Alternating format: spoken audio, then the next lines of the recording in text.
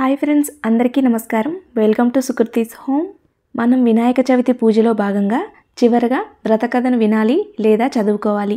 వినాయక చవితి రోజు సాయంకాలం చంద్రుణ్ణి చూస్తే నీలాపనింద్ర పాలవుతారు అని చెప్తారు. కానీ వినాయక చవితి వ్రతకథను వినడం కానీ లేదా చదవటం కానీ చేసి కథా అక్షింతలు మన తల మీద వేసుకుంటే మనము ఎటువంటి నీలాపనిందల పాలు కాము. అలా వ్రతకథ విన్నవారికి లేదా చదివిన వారికి చంద్రుని చూసిన దోషం తొలగిపోతుంది. అయితే ఈరోజు వీడియోలో అసలు వినాయక చవితి వ్రతకథ ఏంటో తెలుసుకుందాము.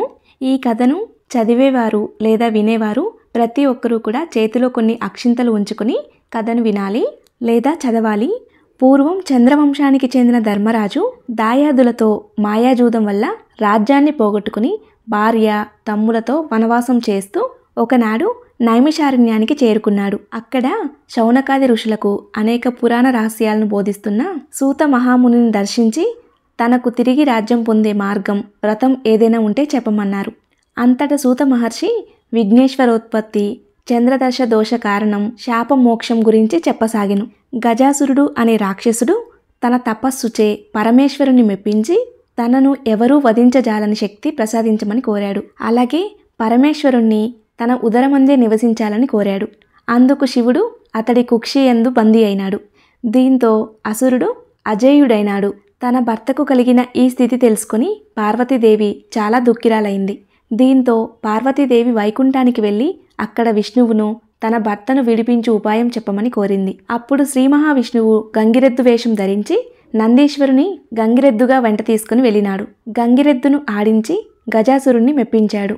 ఈ ఆనందంలో గజాసురుడు ఏం కావాలో కోరుకో అని అనగా అదే సమయం కోసం ఎదురుచూస్తున్న శ్రీమన్నారాయణుడు నీ ఉదరం నుండి శివుణ్ణి తమ వశం చేయమని అడిగాడు.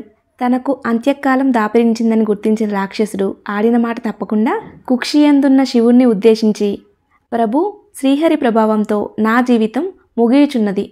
ప్రాణం విడిచిన తర్వాత నా శిరస్సు త్రిలోక పూజిత మగునట్లు నా చర్మమును నిరంతరం నీవు ధరించినట్లు అనుగ్రహించవలసిందిగా ప్రార్థించి తన శరీరమును నందీశ్వరుని వశం చేశాడు. నందీశ్వరుడు ఉదరమును చీల్చి శివుడికి విముక్తి కల్పించాడు. శివుడు గజాసురుని శిరస్సు, చర్మం తీసుకుని స్వస్థలానికి వెళ్ళినాడు. తన భక్తుడైన గజాసురుని కోరిక మేరకు అతడి ఉదరంలో ఉన్న పరమేశ్వరుణ్ణి శ్రీ మహావిష్ణువు విముక్తి కల్పించడంతో భర్త రాక కోసం పార్వతీదేవి కైలాసంలో ఎదురుచూస్తుంది. శివుడు కోసం ఎదురుచూస్తూ స్నానానికి సిద్ధమైంది. స్నానానికి వెళుతూ దేహానికి నలుగు పిండిని అద్దుకుంది. పరధ్యానంలో ఆ పిండితోనే ఒక ప్రతిమను తయారు చేసింది. చూడముచ్చటైన ఆ బాలుడికి తండ్రి ఉపదేశించిన మంత్ర సహాయంతో పార్వతి ప్రాణప్రతిష్ఠ చేసింది. దివ్యసుందరమైన ఆ బాలుణ్ణి వాకిట కాపలా ఉంచి తాను స్నానానికి వెళ్ళింది. అంతలో అక్కడికి వచ్చిన శివుణ్ణి ఆ బాలుడు అడ్డుకున్నాడు. ఆగ్రహానికి లోనైన రుద్రుడు ఆ బాలుడు శిరస్సును తన త్రిశూలంతో ఖండించాడు. ఆ శబ్దానికి బయటకు వచ్చిన పార్వతీదేవి జరిగిన ఘోరం చూసి కన్నీళ్లు పెట్టుకుంది. దీంతో శివుడు గజముఖుని శిరస్సును తెప్పించి ఆ బాలునికి అతికించి ప్రాణం పోసి గజాననుడు అని నామకరణం చేశాడు. సర్వ విఘ్నాలకు ఒక అధిపతిని నియమించమని దేవతలు, మునులు, మానవులు పరమేశ్వరుని కోరతారు. ఈ విషయంలో గణపతిని, కుమారస్వామిని ఎవరిని నియమించాలని ఆలోచించిన పరమేశ్వరుడు ముల్లోకాలలోని పవిత్ర నదులన్నింటిలో స్నానం చేసి ఎవరు ముందుగా తన వద్దకు వస్తారో వారికే ఆ ఆధిపత్యం లభిస్తుందని చెప్తాడు. దీంతో కుమారస్వామి తన నెమలి వాహనంపై రువ్వున ఎగిరిపోగా వినాయకుడు మాత్రం తన ఎలుక వాహనంతో ముందుకు కదల్లేడు. దీంతో నారాయణ మంత్రం జపిస్తూ తల్లిదండ్రుల చుట్టూ ప్రదక్షిణ చేస్తాడు. ఆ మంత్ర ప్రభావంతో ప్రతి తీర్థంలోనూ కుమారస్వామి కంటే ముందు వినాయకుడు ప్రత్యక్షమవుతాడు. ఆ విధంగా 3 కోట్ల నదుల్లో వినాయకుడే ముందుగా స్నానం ఆచరించడంతో అది చూసిన కుమారస్వామి కైలాసానికి వెళ్ళి ఎంతో మహిమ కలిగిన అన్నగారికే ఆధిపత్యం ఇవ్వమని తండ్రిని కోరతాడు. ఆ విధంగా వినాయకుడు విఘ్నాలకు అధిపతి అవుతాడు. గణేశుని శక్తి సామర్థ్యాలను పరిశీలించి భాద్రపద శుద్ధ చవితి నాడు గణాధిపత్యం కట్టబెడతాడు. ఆ రోజున తనకు భక్తితో సమర్పించిన ఉండ్రాళ్ళు, కుడుములు, పిండి వంటలు, పండ్లను సృష్టిగా తిన్న వినాయకుడు నడవడానికి ఇబ్బంది పడుతూ కైలాసం చేరుకున్నాడు. శివుని శిరస్సుపైన ఉన్న చంద్రుడు గణనాథుడి అవస్థలు చూసి పక్కున నవ్వాడు. రాజదృష్టి సోకితే రాళ్ళు కూడా నుజ్జవుతాయి. విఘ్నేశ్వరుని ఉదరం పగిలి అందులోని ఉండ్రాళ్ళు, కుడుములు బయటకు వస్తాయి. దీంతో ఆగ్రహించిన పార్వతీదేవి, పాపాత్ముడా, నీ దృష్టి సోకి నా కుమారుడు అచేతనంగా పడి ఉన్నాడు. కాబట్టి నిన్ను చూసిన వారు పాపాత్ములై నీలాప నిందలు పొందుదురుగాక అని శపించెను. పార్వతీదేవి చంద్రుని శపించిన సమయంలో సప్త ఋషులు భార్యలతో కలిసి యజ్ఞం చేస్తూ అగ్నిదేవునికి ప్రదక్షిణం చేస్తున్నారు. అగ్నిదేవుడికి ఋషిపత్నుల మీద మోహం కలిగింది. కోరిక తీరాక శపిస్తారేమో అనే భయంతో అగ్ని క్షీణింపసాగాడు. భర్త కోరిక తెలుసుకున్న స్వాహాదేవి ఋషుల భార్య రూపంలో అగ్నిదేవుణ్ణి చేరింది. అగ్నిదేవునితో ఉన్నది తమ భార్యేనని భ్రాంతి చెందిన ఋషులు వారిని విడిచిపెట్టారు.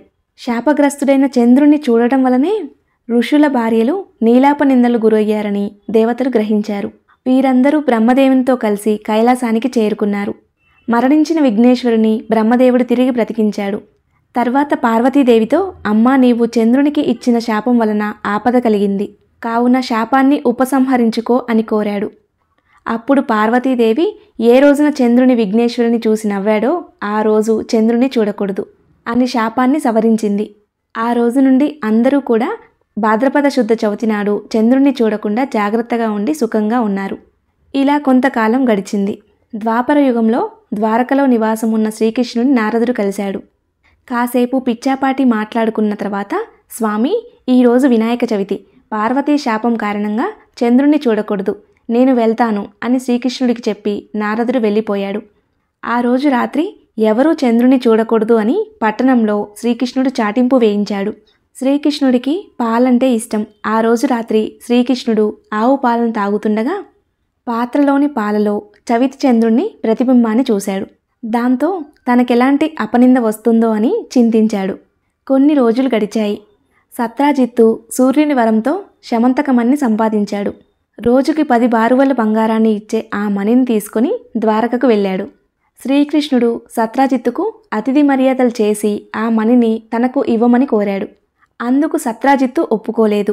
ఆ తర్వాత ఒకరోజు సత్రాజిత్తు తమ్ముడైన ప్రసేనుడు సమంతకమణిని మెడలో వేసుకుని అడవికి వేటకు వెళ్తాడు. అడవిలో ఒక సింహం ఆ మణిని చూసి మాంసం ముక్క అనుకుని ప్రసేనుణ్ణి చంపింది. ఆ మణిని నోట కరుచుకొని పోతున్న సింహాన్ని చూసి జాంబవంతుడు చంపాడు. ఆ సమంతకమణిని కొండగుహలో ఉన్న తన కూతురు జాంబవతికి ఆట వస్తువుగా ఇచ్చాడు. మరుసటి రోజు సత్రాజిత్తు తమ్ముడి మరణ వార్త విన్నాడు. శ్రీకృష్ణుడే తన తమ్ముడిని చంపి సమంతకమణిని అపహరించాడని నిందించాడు. శ్రీకృష్ణుడు అది విన్నాడు. భాద్రపద శుద్ధ చవితి నాడు చంద్రబింబాన్ని చూసిన దోషం వల్లనే తన మీద నింద పడిందనుకున్నాడు. సమంతకమణిని వెతుకుతూ అడవికి వెళ్ళాడు. ఒకచోట ప్రసేనుడు శవం కనిపించింది. అక్కడి నుండి సింహం అడుగులు కనిపించాయి. వెతుకుతూ వెళ్ళి ఒక పర్వత గుహలోకి వెళ్ళాడు. అందులో ఉన్న ఉయ్యాలకు కట్టిన మణిని చూసి దానిని తీసుకుని బయటకు రాసాగాడు. వెంటనే జాంబవతి పెద్దగా ఏడవసాగింది. కూతురు ఏడుపు విని జాంబవంతుడు కోపంతో శ్రీకృష్ణుడిపై యుద్ధానికి తలపడ్డాడు. వారిద్దరి మధ్య 28 రోజులు యుద్ధం జరిగింది. జాంబవంతుని శక్తి తగ్గిపోయింది. తనతో యుద్ధం చేస్తున్నవాడు శ్రీరామచంద్రుడని తెలుసుకున్నాడు. త్రేతాయుగంలో జాంబవంతుడు శ్రీరాముడితో యుద్ధం చేయాలని కోరాడు. ఆ కోరికను ఇప్పుడు శ్రీకృష్ణుడి రూపంలో వచ్చి తీర్చాడని గ్రహించాడు. శ్రీకృష్ణుడికి నమస్కరించి సమంతకమణితో పాటు తన కుమార్తె జాంబవతిని కూడా ఆయనకు సమర్పించాడు. శ్రీకృష్ణుడు శమంతకమణిని తెచ్చి సత్రాజిత్తుకు ఇచ్చాడు. నిజం తెలుసుకున్న సత్రాజిత్తు తనను క్షమించమని శ్రీకృష్ణుని వేడుకున్నాడు. తన కుమార్తె సత్యభామను ఇచ్చి వివాహం జరిపించాడు. అలాగే శమంతకమణిని కూడా శ్రీకృష్ణుడికి ఇచ్చాడు. ఆ సమయంలో అక్కడకు వచ్చిన మునులు శ్రీకృష్ణుడితో, మీరు సమర్థులు కనుక మీపై పడిన నిందను పోగొట్టుకోగలిగారు, మా వంటి వారికి ఏది గతి అన్నారు. భాద్రపద శుద్ధ చవితి నాడు యథావిధిగా వినాయకుడిని పూజించి ఈ శమంత కోపాఖ్యానాన్ని విని అక్షింతలు తలపై వేసుకున్న వారికి ఆ రోజు చంద్రదర్శనం అయినా సరే అపనిందలు కలగవు అని శ్రీకృష్ణుడు చెప్పాడు. ఆనాటి నుండి ప్రతి సంవత్సరం భాద్రపద శుద్ధ చవితి నాడు దేవతలు, మహర్షులు, మానవులు తమ శక్తికి తగినట్లుగా గణపతిని పూజించి తమ కోరికలు తీర్చుకుంటున్నారు. ఈ కథను చదివి గాని విని కానీ తలపై అక్షింతలు వేసుకుని వినాయక వ్రతాన్ని ముగించాలి. చివరగా వినాయకుని ఎదుట వీలైనన్ని గుంజీలు తీసి సాష్టాంగ నమస్కారం చేయాలి. అలాగే వినాయక చవితికి సంబంధించి పాలవెల్లి ఎలా కట్టాలి, అలాగే వినాయకుడికి సమర్పించవలసిన మాలలు ఎలా తయారు చేసుకోవాలి, పూజా విధానము, పీఠం ఎప్పుడు కదపాలి, వినాయకుడి నిమజ్జనం ఎలా చేయాలి, అవన్నీ కూడా మన ఛానల్లో వీడియోస్ అప్లోడ్ చేశానండి. లింక్స్ అన్నీ కూడా కింద డిస్క్రిప్షన్లో ఇస్తాను. మీకు ఉపయోగపడతాయి అనుకుంటే ఒకసారి చెక్ చేయండి. ఈ వీడియో కూడా మీలో కొంతమందికైనా ఉపయోగపడుతుంది అనుకుంటున్నాను. ఈ వీడియో కానీ మీకు నచ్చినట్లయితే లైక్ చేయండి, మీ స్నేహితులకి బంధువులకి షేర్ చేయండి. మరిన్ని వీడియోస్ కోసం మన ఛానల్ సబ్స్క్రైబ్ చేసుకోండి. ధన్యవాదములు.